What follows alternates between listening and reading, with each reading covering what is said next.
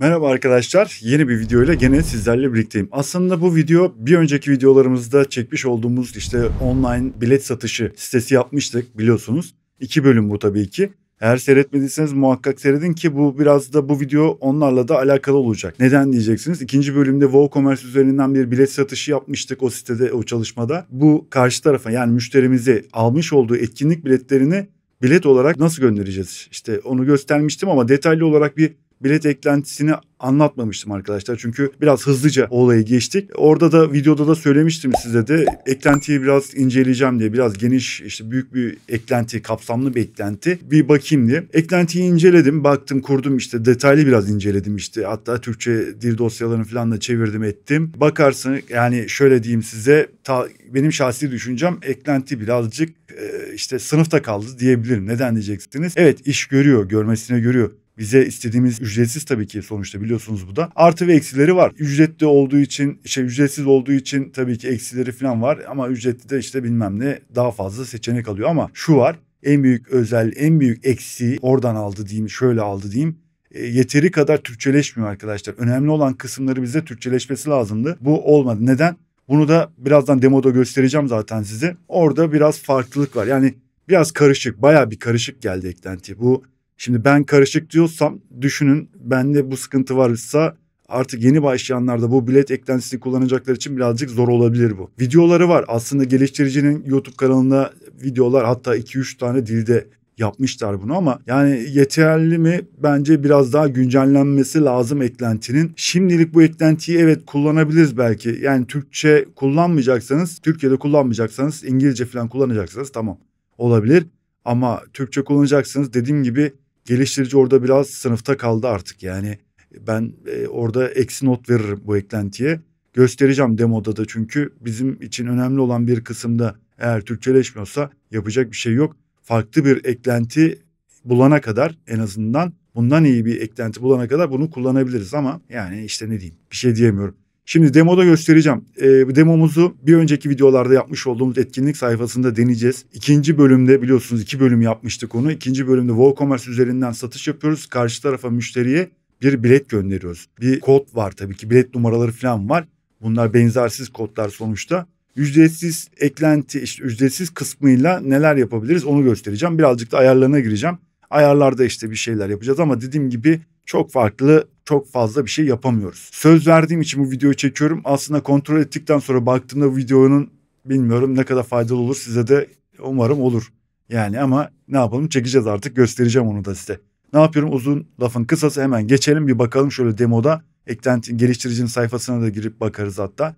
Bakmak isteyenler, incelemek isteyenler girsin baksınlar bence. Geçelim bakalım hadi. Etkinlik sayfamız arkadaşlar. Etkinlik online bilet satış etkinlik sayfamız bu. Biliyorsunuz zaten dediğim gibi 2 bölümde yaptık bunu. Bunun üzerinde yapacağız. Eklentiyi bunun üzerinde kuracağız. Çünkü burada hazır etkinliklerimiz var. WooCommerce falan da hepsi hazır biliyorsunuz. Dediğim gibi önceki videolarda bunları falan yaptık. Hepsini gösterdim zaten arkadaşlar biliyorsunuz. Buraya hazır olduğu için bu site burada etkinliği yapacağız.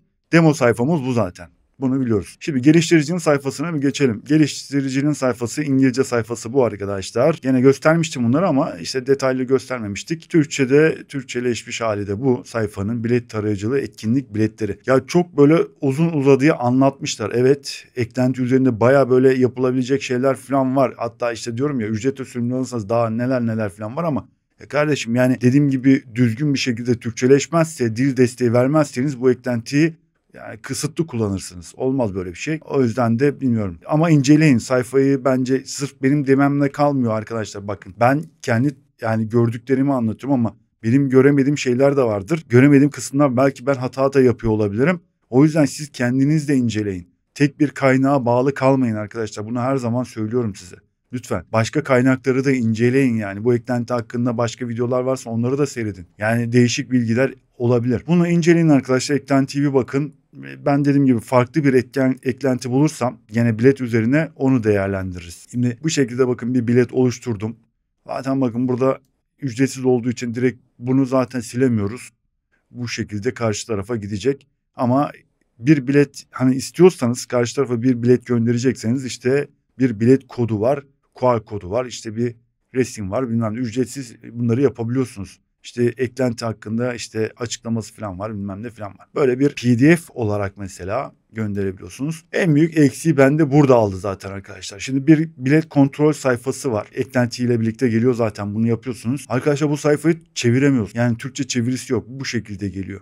Şimdi bunu aslında şöyle düşünebilirsiniz ama bunu karşı taraf kontrol etsin etmesin, etmese ne bileyim biletinin geçerli olup olmadığını nasıl bilecek, edecek, o var. Yani biraz karışık. O yönden karışık. Şimdi bu sayfanın normalde sizin bilmiyorum yayınlar mısınız? Karşı taraf yani her bilet alanlar göstermek isterseniz bu sayfayı bu şekilde göstereceksiniz. Bu sefer de bunlar niye Türkçeleşmiyor? Bunlar da var şimdi. Sıkıntı burada. İngilizce direkt olarak. Şimdi herkes İngilizce biliyor diye bir şey yok. Burada çünkü bilet kontrolünde kamera vasıtasıyla bir kontrol ettiriyorsunuz. Biletin detaylarını size gösteriyor. Ya da QR kodunu yazıyorsunuz. Bilet numarasını yazıyorsunuz buraya. Gene kontrol ediyorsunuz. Bunların hepsini test yapacağız zaten ama yani dediğim gibi bu sayfanın Türkçeleşmemesi sıkıntılı. Yani olması lazımdı. Türkçeleşmesi lazımdı. Olmuyor.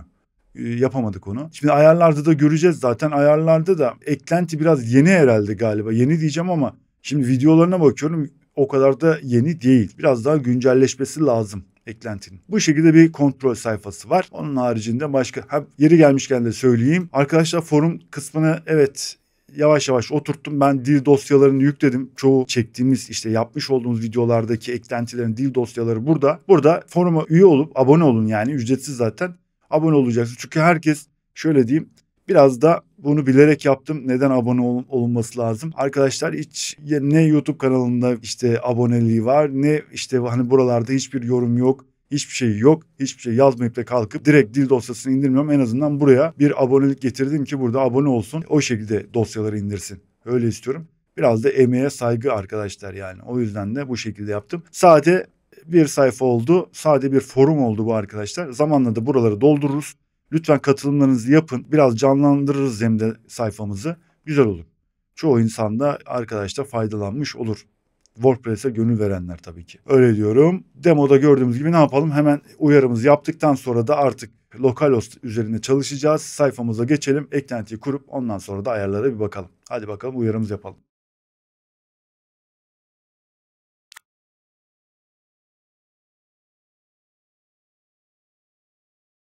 WordPress kontrol paneline girdik. Geldik arkadaşlar. Bu dediğim gibi bizim online bilet satış sayfamızın kontrol paneli. Bakın şöyle localhost. Şöyle göstereyim size de. Localhost'ta. Şimdi ne yapıyoruz? Eklentimizi kuralım. Bir eklentinin ayarlarına falan bir bakalım, bir inceleyelim. Ondan sonra ayarlarına bir geçeriz arkadaşlar. Hemen eklentiler alanına geldim. Yeni eklenti ekle dedik. Ve hatta şunun da ismini alalım şöyle. Event Tickets diye kopyalayalım. Geldik buraya. Açan varmış. Buraya da yapıştıralım. Arasın bulsun. Kuralım. Ondan sonra da etkinleştirelim. Dediğim gibi farklı bir bilet böyle eklentisi bulursak işte WooCommerce üzerine falan onları da deneyebiliriz. Zamanla arkadaşlar, çünkü yani bir ton eklenti var. Ne diyeyim size, bir sıralamamız yok. Farklı bulduğum konularda bir şeyler yapmaya çalışıyorum. Hep aynı konu üzerinden gitmek istemiyorum. İlgilenen arkadaşlar vardı, ilgilenmeyen arkadaşlar vardı. O yüzden bu bizim konumuzla alakalı olduğu için şu an bu eklenti üzerine çalıştık. Ama bir sonraki videomuz ne olur bir şey diyemem. Şimdi kur diyelim ve etkinleştirelim arkadaşlar. Baktığınız zaman bakın yani 7 pozitif almış, 800'ün üstünde de kurulumu olmuş. 4 gün önce güncellemesi olmuş. Şu anki WordPress sürümümüzde de uyumlu. Kur diyelim ve etkinleştirelim. Burada bakın zaten farklı eklentiler şu da var mesela. Event Manager, Event Calendar, Event Tickets, WooCommerce, Event. Bakın bu da mesela WooCommerce üzerinde bağlantılı. Bu bayağı bir kurulum olmuş. Artı 51. Dediğim gibi bu eklenti incelenebilir. Farklı eklentiler var mı? Bakıyorum da böyle var yani. Bilet eklentileri var aslında. Dediğim gibi bunları da zamanla inceleyeceğiz arkadaşlar. Etkinleştirelim. Ondan sonra da bakalım. Sol tarafa zaten gelecek şimdi menüye eklentiyle. Ben tabii ki hemen iki şey yapacağım. Türkçe dil dosyasını yapıp ondan sonra kaldığımız yerden devam edeceğiz arkadaşlar. Eklenti geldi. Şurada bakın Event Tickets diye. Öyle bakın. Zaten önceki videolarda da hafiften böyle girmiştik. Ayarlar kısmı buralara falan bir göstermiştim size de zaten. Bakın. Yani bu şekilde. Bunları sileceğiz. Bir öncekinden silmiştim çünkü biliyorsunuz. Tekrar kuruyorum buraya. Bunları sileceğiz arkadaşlar. Şöyle yapayım da kafanız karışmasın hem. Sıfırdan yapıyormuşuz gibi yapacağız. Onlar silinsin. Ondan sonra bunu da silelim. Listeyi de sildik. Tamam, listede silindi. Eski biletler falan hepsi silindi arkadaşlar. Şimdi ben bir Türkçe dil dosyasını yapıyorum. İşte hem orada da göreceğiz arkadaşlar. Bakın nereler Türkçeleşiyor, nereler Türkçeleşmiyor. İşte orada sıkıntı başlıyor zaten. Eklentinin Türkçe dil dosyasını da yükledim. Şimdi bakın bu kısımlar falan Türkçeleşiyor. Tamam, yani bunlarda sıkıntı yok zaten. Oralar İngilizce kalıyor. Şimdi listemiz yok, biletimiz yok arkadaşlar. Burada mesela şimdi şu sekmeye bir bakalım neymiş. Destek. Destek info, support info.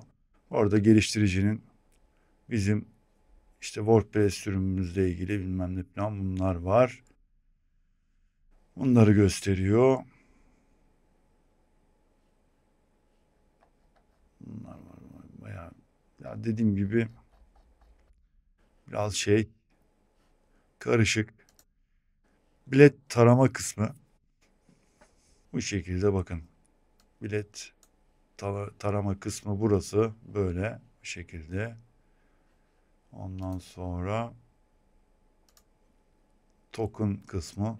Token kısmı ile ilgili bilgi bulamadım. Normalde API key'lerle işte bir token kısmı falan oluşturulur mu? Ya da işte diğer bağlantı yapılan üçüncü taraf yerlerle işte etkinlik yerlerinin siteleriyle bir bağlantı kurup mesela onların üzerinden mesela bilet satışı falan da onunla ilgili herhangi bir şey bulamadım ne yazık ki arkadaşlar. Artı ayarlara bir bakalım şimdi. Ayarlar kısmı. Ayarlar kısmı bakın burada bir sürü bir seçenek var işte.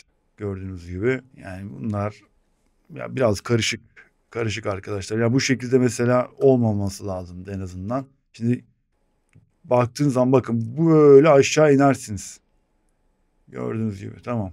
Böyle tek sayfada iniyorsunuz ya da buradan bu şekilde menü içinde bir bağlantı, sayfa içinde bağlantıyla yapmışlar. Bu şekilde de geçebiliyorsunuz. Biz böyle direkt aşağı doğru bir geçelim. Ondan sonra da zaten yani değişen bir şey yok aslında.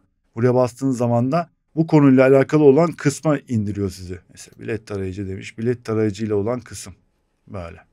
Bu şekilde. Görüntüleme seçenekleri. Buralarda ben çok fazla bir şey yapmadım aslında arkadaşlar. Çok fazla bir şey değiştirmedim. Eklentinin ayarlarında arkadaşlar şöyle bir şey yapacağım. Çok fazla vaktinizi almak istemiyorum çünkü. Ben demoda yapmıştım zaten hani ayarlarını yapmıştım. Yapmış olduğum ayarları ona göre bu eklentinin ayarlarını yapacağım. Ondan sonra da artık siz ayarlara bakarsınız. Orada işte hani Türkçeleşmiş kısımları falan bakacaksınız arkadaşlar. Bazı kısımlar İngilizce gene artık translate çevirip yaparsınız.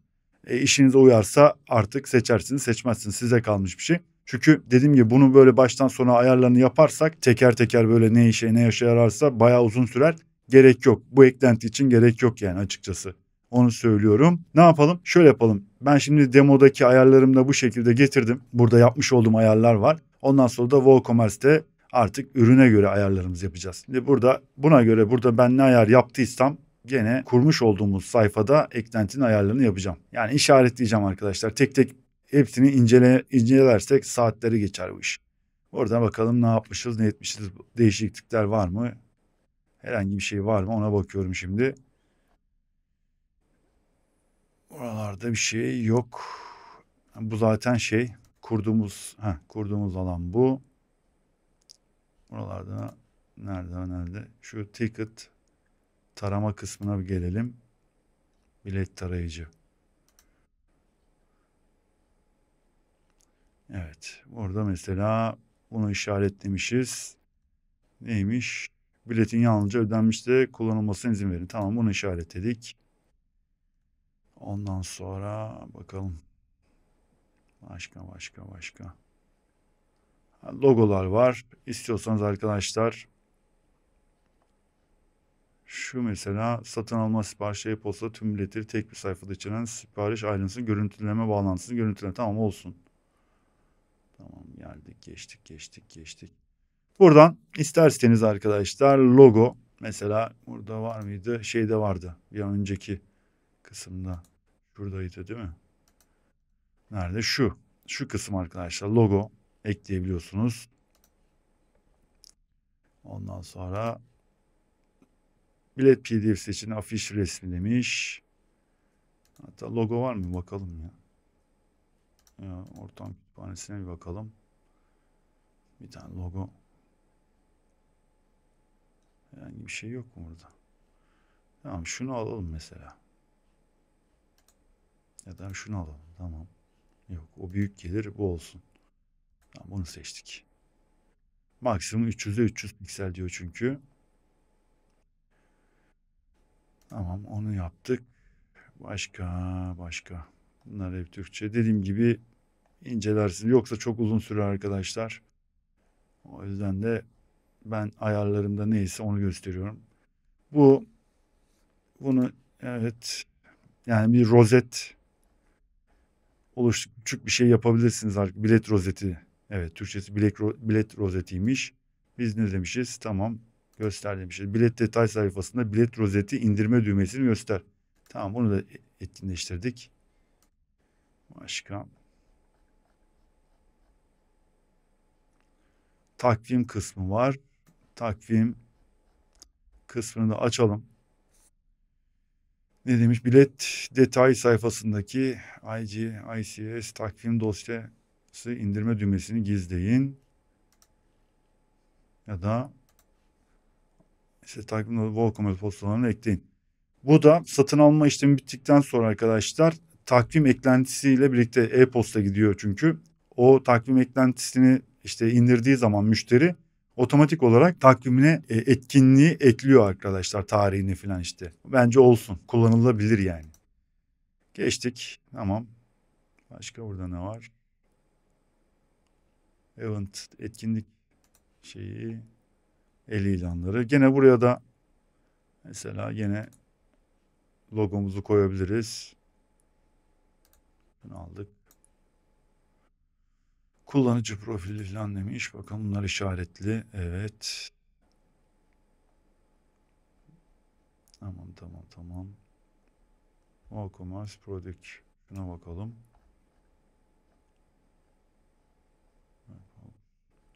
WooCommerce ürün bileti atama. Sipariş silinmiş, iptal edilmiş veya iade edilmişse bilet numarasını temizleyin. Tamam. İşaretli. İkisi de işaretliymiş. Bunlar da işaret. Varsayılan olarak işaretli gelmiş zaten. Geçtik. Başka. Tamam, bu kadar. Yoksa bunları tek tek işlersek arkadaşlar dediğim gibi çok uzun sürer. Ayarlarımız bu şekilde yaptık. Sayıyoruz. Şimdi yapmamız gereken ne arkadaşlar? WooCommerce üzerinden sattığımız için ürünler kısmından artık biletleri aktifleştirmemiz lazım. Ama yapmadan önce tekrar başa geleceğiz. Şu eklentinin baş tarafına gelelim. Bakın, bunun kaydet falan yok. Bunları işaretlediğiniz zaman otomatikman kaydetmiş gibi oluyor zaten. Kaydet şeyi yok, butonu yok yani. Şimdi burada eklenti ücretsiz kısmı bize diyor ki 5 tane maksimum liste oluşturabilirsin. Biz kategorimiz, gerçi kaç tane kategorimiz vardı etkinlik? 8 tane kategori etkinliği var orada. Şimdi bunun 5 tanesini alabiliriz ama sizde bir tane olur, 2 tane olur. 5'in üstündeyse olmuyor. 6 tane olmuyor. 5 tane izin veriyor çünkü. Şimdi konser, monster, bunları falan şimdi bir kategori olarak oluşturalım biz. Liste olarak oluşturalım. Ekle diyorum. Add et list. Buraya mesela konser dedim. Konserle ilgili açıklama yazabilirsiniz. Mesela konser eklentisiyle ilgili, şu etkinliğiyle ilgili şunu şöyle aldım. Yapıştırdım buraya. Tamam. Buralar herhangi bir şey değiştirmiyoruz. Okeyliyorum. Şimdi konser listesi. Çünkü konserle neden yapıyorum bunu? Konserle ilgili biletler, mesela sattığımız biletleri bu liste üzerinden satacağız arkadaşlar. Öyle diyeyim size hemen. Onun mantığı o. Şimdi konser dedik. Ana sayfaya geldim. Ne var başka? Bakacağız şimdi. Mesela doğa ve macera etkinlikleri. Mesela örnek olarak. Konferans var. Konferans olur. Yine ekle diyorum. Konferans dedim. Konferansla ilgili mesela şöyle, konferansla ilgili açıklama. Hepsine de aynısını yap gitsin ya. Ne olacak şimdi? Vakit kaybetmeyelim. Okey. Doğa ve macera mıydı? Doğa ve macera demiş. 3 tane yapsın. Doğa ve macera dedik. Buna da yapıştırdık. Tamam. 3 tane liste oluşturduk şimdi örnek olarak. Buraya da zaten dediğim gibi WooCommerce üzerinden satıldıktan sonra gelen bilet numaraları falan buraya gelecek arkadaşlar. Burada yayınlanacak. Burada da zaten bakın maksimum 50 tane diyor. Şimdi bunu videoda önce söylemiştim zaten daha önceki videolarda. Öyle bir şey yapmanız lazım ki WooCommerce'te satarken işte stok olayında 100 mesela konser değil mi? 100 tane bilet satacaksınız ama 100 tane yaparsanız bu sefer 50'nin üstünde 50'yi geçtikten sonra bilet numarası alamaz arkadaşlar. Bu sefer orada bir ikaz gibi bir şey çıkacak. İşte site yönetiminde iletişime geçin bilmem ne falan diye. O yüzden stoklarınızı WooCommerce'te 50 yani 45 ile 50 arasında yapın en kötü ihtimalle. Kaç tane yeriniz var, stok miktarınız var? Konserde mesela 100 tane ise 2 tane o etkinlik türünden yapmanız lazım ki hani 50-50-100. Yoksa bir konser etkinliğinde 100 tane bilet stokta 100 tane bilet gösterirseniz 50. biletten sonra bilet numarası alamaz. O yüzden onu engellememiz için öyle bir şey yapmanız lazım. Burada çıkacak. Burayı hallettik. Şimdi ne yapıyoruz arkadaşlar? WooCommerce'te ürünler kısmına geçiyoruz. Ürünlere geldik. Tüm ürünlere geçelim. Ve burada bakalım ürünlerimize. Yani ürün dediği de arkadaşlar dediğim gibi etkinliklerimizin bunlar tabii ki. İşte ne var? Doğa var. Doğa ve macera kategorisi vardı. Teknoloji ve inovasyon varmış. Konser. Aslında teknoloji, konferans değil de teknoloji inovasyon neyse. Oraya veririz. Sıkıntı yok. Şimdi bakalım 21-11 demiş değil mi? Şuna bir bakalım. Ürüne geldik. Ürüne tıkladık. Arkadaşlar ürün sayfasına geldik. Etkinlik biletleri diye bir kısım geliyor arkadaşlar. Bakın. Etkinlik biletleri. Şurada stok var mesela. Stok 66 tane kalmış. Ama dediğim gibi 50'nin üstünde alamayacak. Ona göre ayarlamanız lazım. Burada diyor ki şimdi bu eklentinin WooCommerce'te işte ürünle bağlantı kısmı burası arkadaşlar. Etkinlik biletleri diyor. Şimdi burada zaten bakın uyarıyı gene veriyor. 50. Bir bilet satış. Bunu açmanız lazım. O kodları oluşturması için. Burada diyor ki otomatik bilet oluşturmayı devre dışı bırakma. Ama biz ne yaptık? İşte 3 tane kategori oluşturduk ya liste oluşturduk. Mesela konser bu. Yani konserin altında bu. Kategorinin altında ne var? Rock konseri var gecesi bilmem ne zartu zurtu. Konseri seçiyoruz. Konumu nerede olacaksa arkadaşlar işte Gebze Kocaeli bilmem ne falan. Etkinlik tarihi başlangıcı arkadaşlar bakın. Kaçta başlıyordu bu? 8'de kaçta başlıyordu bu? Onu da nereden bakıyorduk arkadaşlar? Şuradan bir bakalım. Aslında sayfadan da görürdük de. Mesela Rock gecesi 21-11. Başlangıç saati 8. Bitiş tarihi aynı gün 11.45. Ne yapıyoruz? Başlangıç tarihi arkadaşlar 21. Etkinliğin başlangıç tarihi. Başlama saati 8. Yani 20.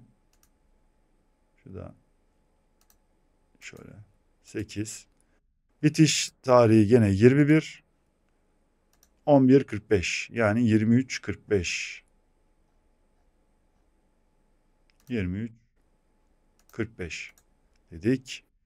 Tarih tüm varyantlar içindir demiş. Biz varyantlı bir şey yapmadığımız için gerek yok. Maksimum kurtarma işlemleri 1. Bunu biletin üzerine yazdırın demiş. Mesela biletin üzerine işte bir ne bileyim bu etkinlikle ilgili bir şey yazabilirsiniz. Örnek olarak işte konserde yeme içme olmayacaktır ya da uyarı tarzında olabilir ya da ne bileyim ya farklı bir şey olabilir. Buraya bir şey yazabilirsiniz. Oraya da biz mesela bir şey yazalım, bulalım. Ne bulalım? Şuradan mesela şöyle şunu aldım. Nerede göstereceğini göstermek için yani çıkacağını göstermek için arkadaşlar. Kopyaladım şuraya yapıştıracağım şimdi. Buraya yapıştırdım. Ürün satışı başına bilet numarası miktarı bir tane arkadaşlar. Her bilet için bir kod lazım bize. Her bilet için değer talep edin demiş. Bunu seçersek mesela şöyle bir şey var. Ne olur? Biletlerde mesela olabilir. Yani bir alan çıkacak arkadaşlar. O alanda o biletin ne için olduğunu mesela kimin için olduğunu, ne için olduğunu diye yazılabilir bir alan var. Yani o alana mesela öyle bir şey olabilir. Onu da göstereceğim. Bunu hatırlayın ama. Bunu açıyorum ben. Onu hatırlayın. Her bilet için değer zorunludur. Bunu zorunlu yaparsanız bakın bunu etkinleştirme böylece müşterinize bir değer girmesi gerekir. Her bilet için mesela. Bunu açarsanız her bilete tek tek mesela girmesi lazım. Gerek yok açmıyorum ben. Açmadım. Biçim ayarlarını kullan. Aktifse bu ürünün satın alması arasında bilet numarası olacak. Aşağıda form. Buna gerek yok. Bu zaten o standart varsayılan şeklinde gelecek. Bu kadar. Tamam. Bunu yaptık şimdi. Bunu güncelle dedim. Şimdi konserde bir tane 21.11'deki konserimize yaptık bunu. Şimdi tekrar geliyorum. Bir tane daha şeyi göster. Listede nasıl gösterildiğini göstermek için bir tane daha yapacağım şimdi. Mesela 9-12. Şuna bakalım. Dağcılar buluşması. 9-12. Bu da işte neymiş? 9 ile 12 arasındaymış mesela. Tamam. Dağcılar buluşması. Etkinlik biletleri. Yine burada açıyorum. Bakın burada doğa ve macerayı seçiyorum. Buraya da mesela Palandöken diyorum. Palandöken Erzurum dedim. Salladım. 9-12 idi. 9'unda ondan sonra bitiş tarihi de 12. 12-12. Başlama zamanı yok. Saati falan vermedim. Buraya gene şuraya şöyle bir şey yazayım. Dağcılık, yürüyüş dedik. Kamp dedik. Tamam. Geçtik. Şunu da böyle işaretliyorum. Bunu da bu sefer bunu da açacağım. Buralarda bir şey yapmayacağım. Bunu da özelleştiriyorum. Nerede? Güncelle. Güncelledik. Tamamdır. Şimdi 2 tane ürünümüzü yaptık. Bir konserde bir de bunda yaptık. Şimdi şunu bir yenileyelim. Hatta temizledik. Şimdi bilet alacağız arkadaşlar. Bilet alacağız. Etkinliklerden bilet alacağız. Bize e-postayla nasıl gelecek? E-postamıza bir bakalım. Ondan sonra da eklentinin ayarlarında o listedeki işte bilet yerlerine bakacağız. Şimdi onu yapalım. Doğa ve macera etkinlikleri geldik. 9-12'deki etkinliğe bilet alacağım. Bakın 9-12 2023. Detayları göster. Geldik. Hemen bilet al.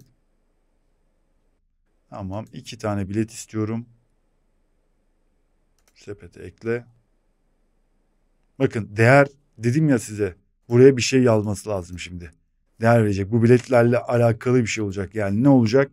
İşte şöyle diyelim. Hediye 1,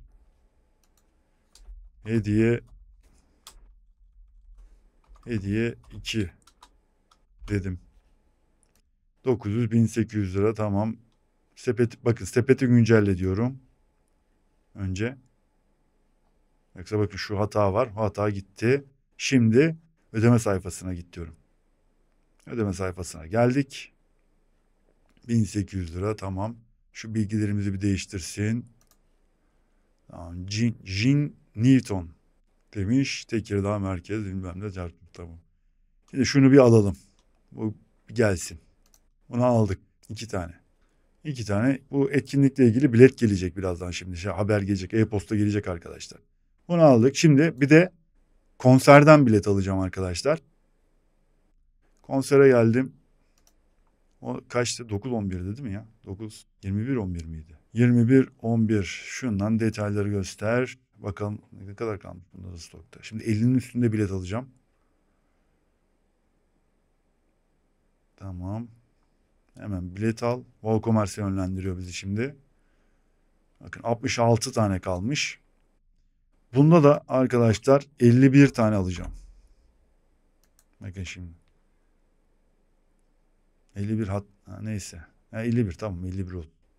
Bakın şimdi 51 tane burada değer girmeniz gerekecek. Yani bu kısmı işte açmak mantıklı mıdır değil midir o da var. Tabii 50 tane bilet alınır mı bilmiyorum da bir anda. O da var. Şöyle yapalım. Tamam. Öyle. Bakın sipariş geldi dedi. 51 tane tamam. Ödeme sayfasına gidelim. Şimdi bunları da şöyle bir değiştirsin. Tor Miller demiş. Tamam. Erzincan Merkez. Siparişi onayla diyorum. Şimdi 2 tane etkinlikten bilet aldık. Bir tanesi 51 tane, bir tanesi 2 taneydi arkadaşlar. Şimdi sayfamızın geldik bir WooCommerce site siparişlere bakın şimdi bir bakalım. Siparişlerde Tamam, ödeme bekleniyor, ödeme bekleniyor. Tamam, sipariş olarak da geldi. Şimdi eklentiler kısmına geldim. Gene eklentiye geldim arkadaşlar. Bakın, event tickets denen kısma geldim. Ana sayfa, karşılama sayfasındayım. Şimdi burada herhangi bir şey var mı ona bakacağız. Bakın burada herhangi bir şey yok. Alınan biletlerin ödemesi yapılmadığı için burada herhangi bir şey listeye gelmiyor bakın. Yani şu an bilet numaraları falan oluşmadı. Şimdi bunların bir kere ne yapıyoruz? Ödendi olarak varsayalım. Siparişlere geldim. Bunları tamamlayacağım şimdi. Ödeme. Şurada hemen hızlıca tamamlayacağım. Tamamlandı. Bunu tamamladık. Şimdi şuradan tekrar bakın başka öteki 51 tanelik konser siparişine geldim. Bakın herhangi bir şey yok. Yani kod falan yok. Gördüğünüz gibi yok yani. Şimdi tamamlandı diyeceğim. Güncelle diyeceğim. Evet, güncellesin. Bakın kodlar oluştu arkadaşlar. Ödeme yapıldıktan sonra kod oluşuyor. Onu göstermek istedim size. Bakın bilet için lütfen destek ekibimizle iletişime geçin. Görüyor musunuz? 2 tane 51 yani 50 ile 51'i vermiyor bize. Bilet numarası vermiyor arkadaş. 50'ye kadar yani 49'a kadar öyle diyeyim size. 49 tane oluşturuyor ama 50 ve 51. bilet numaraların kodları yok. Ücretsiz versiyonda bu böyle arkadaşlar. Bunlar tamamlandı. İkisini tamamladık. Şimdi bir e-postalarımıza bir bakalım. Arkadaşlar gelen e-postalarımıza bir bakalım. Bu dağcılık ve buluşma demiş. İşte 2 tane bakın PDF bilet indir artı bilet numarası. Bu şekilde karşı tarafa gitti. Şimdi bilet numarasına bir bakalım. Bilet numarasına bastığınız zaman bu şekilde müşteriye giden bakın arkadaşlar e-posta bu. Burada da ufak bir hata var. Bakın 2 tane şey gösteriyor burada ya. Yani bir tane olması lazımken 2 tane geliyor. Neden bilmiyorum. Ayarlarda işte bir şeyler belki değiştirmemiz lazım. Konum Palandöken Erzurum. Bakın WooCommerce üründe dedim ya üst tarafta gözükmesi isteyeceğiniz kısım böyle burada gözüküyor. Dağcılık, yürüyüş, kamp demiş QR kod, bilet numarası bu arkadaşlar. Böyle takvim dosyası. Bakın takvim dosyasını var. Bilet rozeti var. PDF bilet indir demiş. Bilet rozetini indirin diyorum. Bakayım ne oluyor? Ne gösterecek bize? Rozet yani yaka kartı gibi bir şey düşünün. Buraya bu şekilde böyle bir şey çıkıyor yani. Hatta sığmamış. Bu da buraya gelsin. Buraya gelmiş. Tamam. Bunu da gösterdik. Geçtik. PDF bilet indir. Takvim dosyasını indirdiğiniz dediğinizde dosya eklentisini indiriyor arkadaşlar. Bakın bu şekilde. Tamam. PDF bilet indir dediğimizde bu şekilde logo aşağıda çıkmış bu sefer. Tamam. Neyse. Böyle bir bilet oluyor. Onu da gösterdik. Şimdi bunlar lazım aslında. Bu açık kalsın. Şunu bir kapatalım. Bu açık kalsın. Bu şekilde WooCommerce'te ürünlerde dediğim gibi bilet oluşturdu. Şimdi geldik eklentiye. Eklentiye tekrar döndüm. Karşılama sayfasına geçiyorum. Bakın şimdi eklentinin karşılama sayfasında ne var? Bakın burada konser var. Konserde işte hani bilet burada liste oluşturduk ya arkadaşlar. Bakın konser listesinin altındaki biletler artı 100 yapayım. Doğa ve macera. Bakın. Doğa ve macera. 2 tane. 2534 nolu sipariş, 2535 nolu sipariş arkadaşlar. Şimdi burada artı ve eksi artılar falan bastığınız zaman bakın şimdi da burada detaylarını göreceksiniz şimdi. Bakın böyle detay gösteriyor. Bunlar İngilizce. Yani çevrilmedi. Çevrilmiyor. Şimdi rock gecesinin bakın arkadaşlar 51 tane diyor ama bilet numarası için lütfen destek ekibimize geçin. Bilmem ne 49 tane var. Bu şekilde. Onu da göstermiş oldum. Burada mesela arkadaşlar bakın. Bunlar hep İngilizce. Burada detayları gösteriyor aslında. Bilet detaylarını işte onları gösteriyor gibi bir şey. Bakın kare kodu, bilet numarası. Yani aynı şekilde edit for processing informasyon yani bunların işte olmaması. Burada kullanıcı işte alan kişiyle ilgili değişiklikler falan yapabiliyorsunuz. Geçtik. Burada bakın delete WooCommerce order info for this ticket. Burada silebiliyorsunuz arkadaşlar. Bilet bilgilerini siparişten silebiliyorsunuz, yani öyle diyeyim. WooCommerce siparişinden siliyorsunuz. Yani bunların işte dediğim gibi biraz daha gelişmesi lazım. Geliştirilmek lazım arkadaşlar. Bu şekilde burada biletleri de görebiliyorsunuz. Şimdi göstermek istediğim bir şey daha var. Bilet kontrol kısmı vardı ya arkadaşlar. Bilet bilgimiz burada. Şimdi kontrol kısmını nasıl yapacağız? Şimdi şu ticket scanner diyor mesela. Şuna bir basalım. Bakın bilet bilgileri. Normal şartlarda şöyle bir şey var arkadaşlar. Dediğim gibi kamerayla, mesela kameraya QR kodu tarattığınızda buradan mesela, ama tabii benim kamera bağlanmıyor şu an. Bakın kamerayla ilgili sorun gündemi bilmem ne falan diyor. O benim kamerayla alakalı herhalde bir sıkıntı var. Ya da şöyle bir şey var. İşte imaj olarak, yani resim olarak da QR kodu resim olarak çevirip öyle de taratabiliyorsun. Onu denedim ben. Yani şuraya bastığınızda QR kodu tarattığınızda, hatta arkadaşlar şöyle diyeyim, şu kısmı alıp taratabiliriz.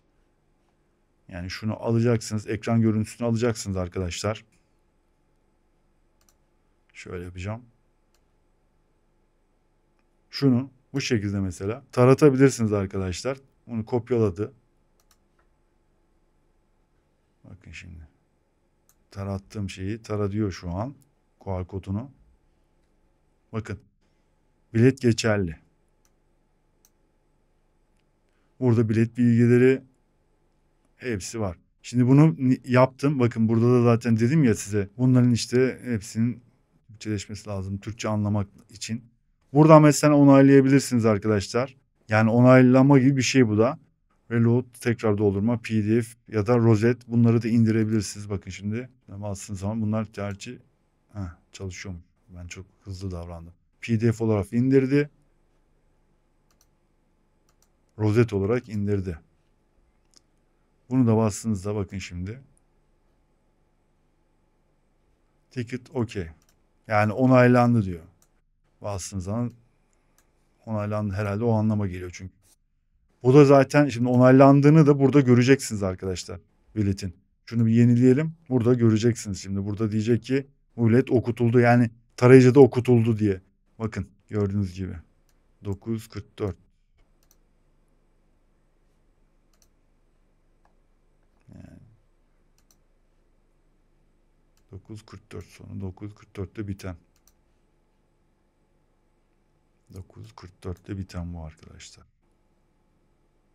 Bakın. Redim operasyon. Ben bunu da göstermek istedim. En azından hani kontrol, nasıl kontrol yapılıyor falan. Buraya ya da buraya barkod numarasını yazacaksınız arkadaşlar. O da, hatta bakın bunu tarattık gerçi. Şimdi bunu bir barkodla taratacağım. Şurada yazacağım, hatta yapıştıracağım. Tara diyeceğim, ne diyecek bakalım. Bilet kullanıldı diyor. İşte bu arkadaşlar etkinliğe girerken mesela bunu yaparsınız icabında. Ne olur? O zaman kullanıp kullanmadığını anlayabilirsiniz. O da var. Ya bu herhalde olabilir, bunu işte kontrol, tabii ki dedim yani ne olabilir? Bunu ayarlarda mesela işte kullanıldı olarak gösterilme dediğiniz zaman mesela yalnızca bilgi olarak gösterebilir, ama kullanıldı olarak ayarlarda seçerseniz girişlerde mesela o zaman müşteriye göstermeyeceksiniz bu sayfayı. Girişlerde siz tarattığınızda biletin kullanıp kullanmadığını, işte kodun doğru olup olmadığını göreceksiniz. 2 defa kullanılmamış olur bilet mesela, icabında hani kopya olabilir, bilmem ne olabilir. Ne bileyim işte hani. O şekilde önüne geçilebilir diye düşünüyorum. Tam da bilmiyorum açıkçası. Öyle diyeyim. Yani niçin kullanılacağını. Onları da gösterdim. Başka bir şey kaldı mı? Burada kalmadı. Aklımda olan başka bir şey yok arkadaşlar. Evet arkadaşlar, yani eklenti dediğim gibi yani artı ve eksileri çok. Eksileri daha fazla aslında. Ücretsiz sürümünde özellikle. İşte dediğim gibi bu şekilde kullanabilirsiniz. Videonun başında da söyledim. Daha yenisini, daha iyisini bulana kadar bu. Mesela işte eklenti kurarken bir tane daha vardı orada, bilet eklentisi. Onun da bayağı yüksek bir kurulumu var. Onu da denenebilir, yani karşılaştırma yapılabilir. Artı ve eksilerine bakılabilir arkadaşlar. Ben bunu dediğim gibi önceki videolarda hızlıca bir şekilde hani karşı tarafa bir bilet vermek için bir eklenti lazımdı, bunu kurdum. Yoksa tavsiye eder misiniz? Şu an için hani kullanabilirsiniz ama ben çok böyle tavsiye etmiyorum aslında bu eklentiyi. Farklı bir eklenti bulana kadar ne yazık ki kullanabileceğiz. Kullanırız yani, ne yapalım, kullanacağız. Yani yapacak bir şey yok. Başka bir eklenti bulana kadar, daha iyi bir eklenti bulana kadar en azından bu kadar karışık olmayan, artı Türkçeleştirebildiğimiz kadar en fazla, yani kullanmamız gereken alanlar, önemli alanlar Türkçeleşmesi lazım bizim için.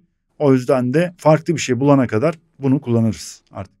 Ne diyeyim? Umarım anlaşılır olmuştu. Biraz hızlıca oldu çünkü dediğim gibi yani eklenti yani çok fazla zaman ayırmak istemiyorum. Sizin de vaktinizi almak istemiyorum. Yalnızca göstermek için yani. Yoksa dediğim gibi çok böyle şeyim yok. Bu eklentiden beklentim yok açıkçası. Bunu öyle bir yaptık. Söz verdiğim gibi yaptım. Eklentiyi gösterdim. Bir sonraki videomuz farklı bir video olacak muhakkak tabii ki. Farklı bir konu olabilir. Biraz e-ticaretlere ağırlık vermek istiyorum aslında. E-ticaret sayfalarına, e-ticaret eklentilerine özellikle de ağırlık vermek istiyorum.